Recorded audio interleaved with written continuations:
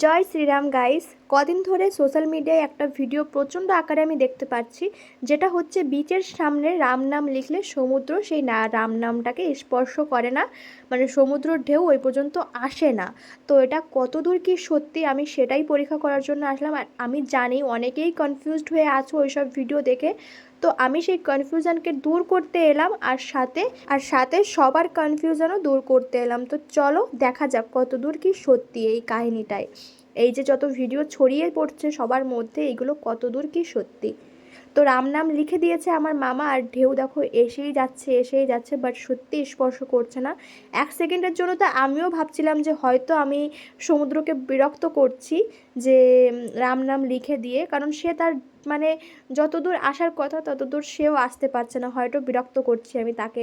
But আমি তারপরও শেষ পর্যন্ত ওয়েট করেছি যে কি হতে পারে।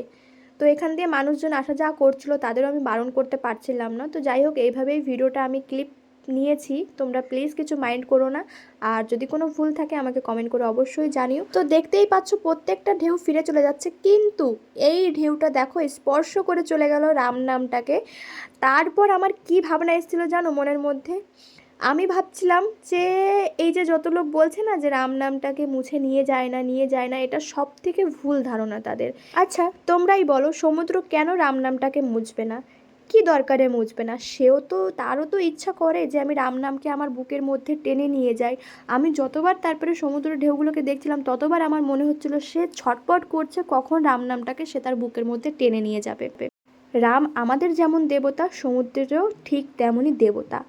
রাম নামটাকে সবাই চায় তার বুকে ধারণ করতে, তার বুকের মধ্যে টেনে নিতে। তো সেও চায়, সে চায় না তা নয়, তো সে চেষ্টা করছে বারবার কিন্তু নিতে পারছে না। কথায় আছে না, কোনো কিছু পাওয়া অত সহজ না।